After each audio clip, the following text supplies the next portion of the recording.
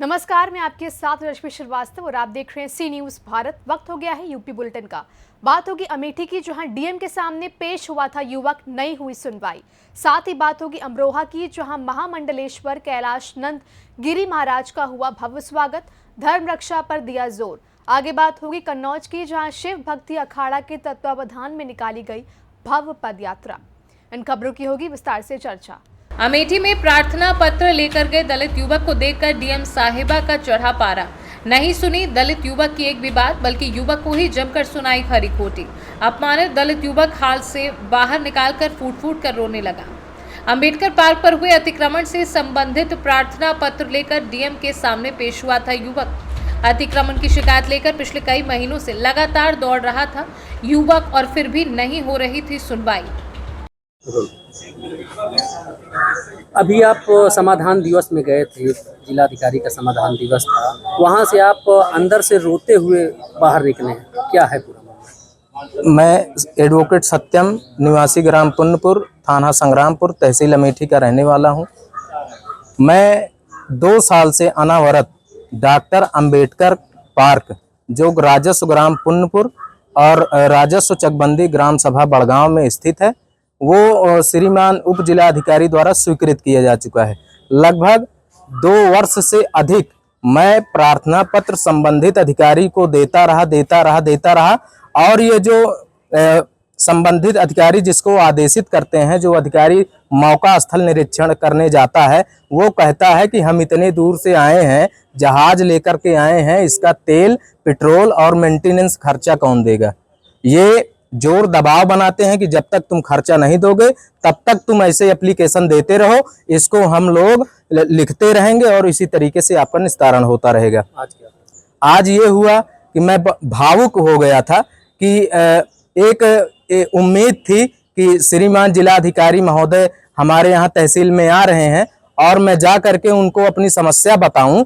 जैसे मैं गया और ये उम्मीद थी कि मेरा निस्तारण धरातल से होगा, मैं भावुक होकर रोने लगा। मुझे कोई एनर्जी ड्रिंक नहीं मिली थी रोने के लिए कि तुम रो या कुछ करो।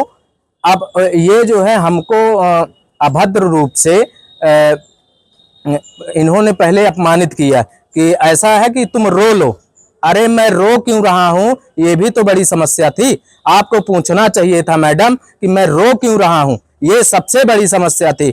और इन्होंने सार्वजनिक स्थल पर मुझे लज्जित करके बाहर भिजवाया और एक एसएचओ साहब खड़े थे, उन्होंने मेरा हाथ पकड़ के गेट के बाहर कर दिया। उन्होंने कहा कि आप जितना नाटक करना है कर लो। मैं नाटक नहीं कर रहा हूं साहब, जो हृदय तल से, गहराई से मुझे बहुत ज्यादा पीड़ा है। मैं कोई आवास, सड़क, नाली, खड़ंजा, राशन कार्ड अपने लिए नहीं मांग रहा हूं, ये सार्वजनिक समस्या है साहब। अमेठी से सी न्यूज संवाददाता आशुतोष शुक्ला की रिपोर्ट।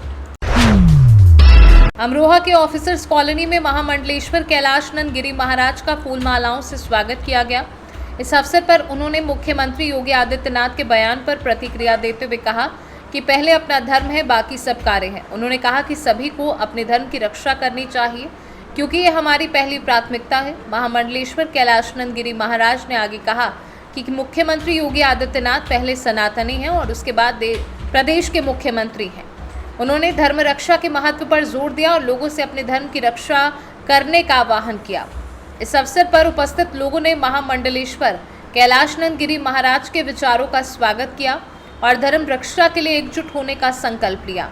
यह आयोजन अमरोहा में धर्म और संस्कृति के प्रति जागरूकता बढ़ाने में महत्वपूर्ण भूमिका निभाएगा। सीएम योगी का एक बयान आया है, बटेंगे तो कटेंगे, इसको आप किस तरह देखते हैं? देखो, ये मुझे लगता है कि निस्संदेह हमें परंपराओं का ध्यान तो रखना चाहिए और भारत जो है वो सनातनियों का देश है और हम सभी सनातनी हैं और सनातनियों की रक्षा ईश्वर का कार्य है और पूर्व में राजाओं का काम था, वर्तमान में सरकार का काम है। तो सरकार कभी इस बात को ऐसा नहीं करती है कि एक धर्म की सरकार होती है। सरकार तो सभी धर्मों की है लेकिन सरकार अपनी बात करने के लिए, अपनी बात कहने के लिए स्वतंत्र है। और सबको ज्ञात है कि योगी जी कट्टर हिंदू हैं और सरकार होते हुए, मुख्यमंत्री होते हुए भी उनका निरंतर भाव रहता है कि मैं सबसे पहले हिंदू हूँ, सबसे पहले सनातनी हूँ, बाद में मैं उत्तर प्रदेश का मुख्यमंत्री हूँ, उत्तर प्रदेश का सीएम हूँ। और मैं आचार्य होने के नाते, एक परंपरा का आचार्य और भारतीय परंपरा का सर्वश्रेष्ठ सबसे बड़े अखाड़े के आचार्य होने के नाते मैं इस बात को पुनः उनकी पुनरावृत्ति करता हूँ कि धर्मो रक्षते रक्षिता। भगवान कृष्ण गीता में कहते हैं जो धर्म की रक्षा करेगा, धर्म उसकी रक्षा करती है। इसलिए धर्म की रक्षा के लिए हमें सारी सीमाओं का उल्लंघन करना पड़े तो हमें करना चाहिए। हमें निरंतर अन्य धर्म कृतम योगः, भगवान कृष्ण बार बार कहते हैं स्वधर्मे निधनम श्रेयः परधर्मो भयावह। अपने धर्म में रहने वाला प्राणी यदि उसकी मृत्यु भी हो जाती है तब भी वो श्रेयस्कर है। दूसरे धर्म में जाने के बाद यदि वो यश प्राप्त कर लेता है तभी वो भयभीत रहता है। इसलिए योगी जी का जो बयान है वो धार्मिक रूप से, आध्यात्मिक रूप से परंपरागत है। और योगी जी यह बात को लेकर इसलिए ऐसा नहीं कह रहे हैं कि बटोगे तो कटोगे। योगी जी तो धर्म की बात, वो एक स्वभाव है, ऐसा आ गया होगा वाक्य, लेकिन भगवान कृष्ण का भी यही वाक्य है, स्वधर्मे निधनम श्रेयः परधर्मो भयावह, धर्मो रक्षति रक्षिता। जो जिस धर्म का है वो अपने धर्म में रहे, जो जिस धर्म का है वो अपने धर्म की रक्षा करे, जो जिस धर्म का प्राणी है वो उस धर्म में अपने जीवन का यापन करे। मुझे लगता है कि ये परंपरा मेरे लिए भी है, योगी जी के लिए भी है, आपके लिए भी है। आप मीडिया से हो तो मीडिया की बात करोगे, धर्म की बात आप नहीं करोगे। धर्म की बात आचार्य जी कैलासानंद करेंगे, क्योंकि धर्म की बात यदि कथा आप करने लगोगे तो कैलासानंद क्या करेंगे। तो इसीलिए मीडिया की जो सवाल है, आपकी सवाल है, उसको आप करेंगे। धर्म की जो सवाल है वो आप करोगे, उसका उत्तर हम देंगे। इसीलिए निस्संदेह आचार्य होने के नाते मेरा भी कहना है कि धर्मो रक्षति रक्षिता। जो जिस धर्म से आता है वो अपने धर्म की रक्षा करे, अपने धर्म में रहे, दूसरे धर्म का ना अपमान करे ना सम्मान करे। अमरोहा से सी न्यूज संवाददाता गौरव श्रीमाली की रिपोर्ट।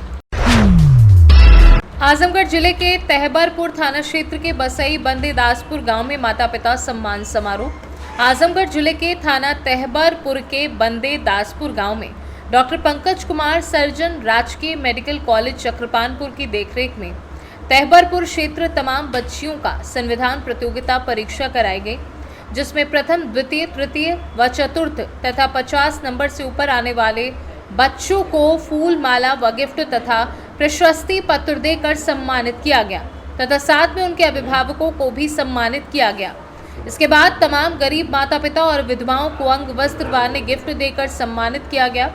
कार्यक्रम के मुख्य अतिथि डॉक्टर रामबदन यादव पीसीएस ने कार्यक्रम की मुख्य वक्ता सत्यप्रकाश बौद्ध तथा अनेक वक्तागण अपने अपने माता पिता सम्मान में वक्तव्य रखे और कार्यक्रम के समापन में कार्यक्रम के मुख्य आयोजक डॉक्टर पंकज कुमार बौद्ध व मुख्य अतिथि रामबदन यादव तथा डॉक्टर पंकज के पिताजी अपने अपने वक्तव्य द्वारा मौजूद लोगों का सम्मान पूर्वक आभार व्यक्त करते हुए संदेश दिया कि हमारे बच्चों की तरह सारे बच्चे संस्कारी हों और अपने माता पिता व समाज सेवा करें तथा देश गांव पर क्षेत्र का नाम रोशन करें।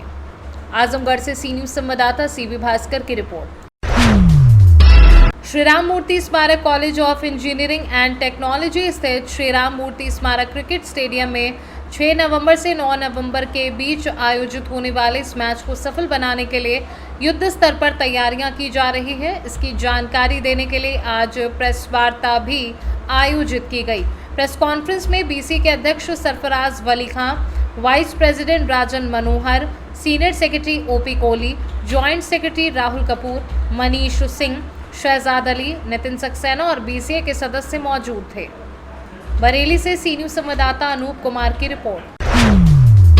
खबर यूपी के गाजीपुर से है, जहां डाला छठ त्योहार के मद्देनजर आज जिलाधिकारी आरिका खोरी एवं पुलिस कप्तान डॉक्टर इरज राजा ने जनपद के विभिन्न घाटों का स्थलीय निरीक्षण कर वहां की व्यवस्थाओं का जायजा लिया तथा संबंधित अधिकारियों को आवश्यक निर्देश दिए। तो वहीं जिलाधिकारी द्वारा अधिशासी अधिकारी नगरपालिका परिषद को घाटों पर साफ सफाई बैरिकेडिंग व्यवस्था, विद्युत व्यवस्था, प्रकाश व्यवस्था तथा घाटों पर नावों एवं उस पर तैनात गोताखोरों की व्यवस्था व घाटों पर लगाए गए नाविकों एवं गोताखोरों के पहचान पत्र जारी करने तथा घाटों पर अस्थायी कपड़ा चेंजिंग रूम एवं घाटों पर जाने वाली सड़कों को गड्ढा मुक्त करने के निर्देश दिए गए।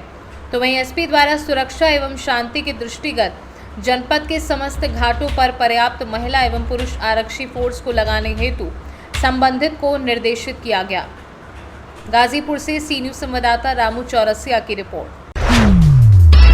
इत्र और इतिहास के साथ अपने धार्मिक और सांस्कृतिक अनुष्ठानों के लिए अलग पहचान रखने वाली राजा हर्ष की नगरी कन्नौज में शिव भक्ति अखाड़ा के तत्वाधान में सन्यासी नगर पदयात्रा निकालकर भव्य सम्मेलन का आयोजन भोलानाथ धर्मशाला तलैया चौकी पर किया गया, जिसमें योगी सेना प्रमुख पवन पांडे की अगुवाई में सैकड़ों योगी सेना कार्यकर्ता, सनातनी हिंदू समाज एवं साधु संत पदयात्रा में कर्तव्य दिखाते नजर आए। वहीं सुरक्षा की दृष्टि से पुलिस अधीक्षक अमित कुमार आनंद के दिशा निर्देश पर अतिरिक्त नगर क्षेत्राधिकारी कुलबीर सिंह की अगुवाई में सदर कोतवाल कपिल दुबे मय पुलिस बल के साथ पूरी तरह मुस्तैद दिखाई दिए। यात्रा निकाली जा रही है जो शहर में, ये शिव शक्ति अखाड़ा की तरफ से यात्रा निकाली जा रही है। सन्यासी नगर भ्रमण यात्रा हिंदू जागृत करने के लिए यात्रा निकाली जा रही है। मधुराम भाई साहब द्वारा ये आयोजन किया गया है, जिसमें समस्त सनातन धर्म में जितने जाते हैं सबके गुरु लोग आए हुए हैं। वो पद यात्रा करके पूरे कन्नौज में भ्रमण करेंगे, हिंदू जागृत करेंगे। ये कार्यक्रम इस प्रकार का मधुराम जी के द्वारा हो रहा है। अरे कितनों की भीड़ होगी, क्या होंगे इसमें? ये संख्या आगे बढ़ती रहेगी। अभी तो यहाँ से 300-400 लोग हम लोग लेके निकल रहे हैं, बाकी जगह जगह से भीड़ बढ़ती रहेगी। क्या मान रहेगा, माइंड क्या रहेगा? मैं देखिए सोया हुआ जो हिंदू है उसको जगाने का काम करेंगे।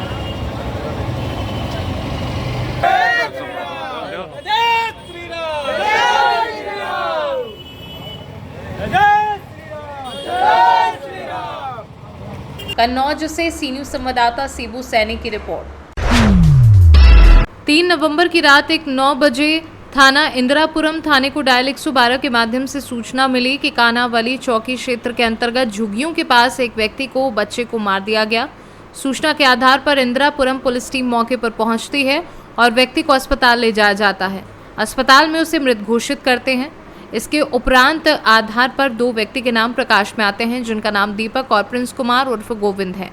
थाना इंदिरापुरम पुलिस टीम ने हत्या करने वाले 2 अभियुक्त गिरफ्तार कर लिए हैं और उनके पास से कब्जे से घटना में प्रयुक्त रक्तरंजित आलाकत्ल एक चाकू बरामद कर लिया है।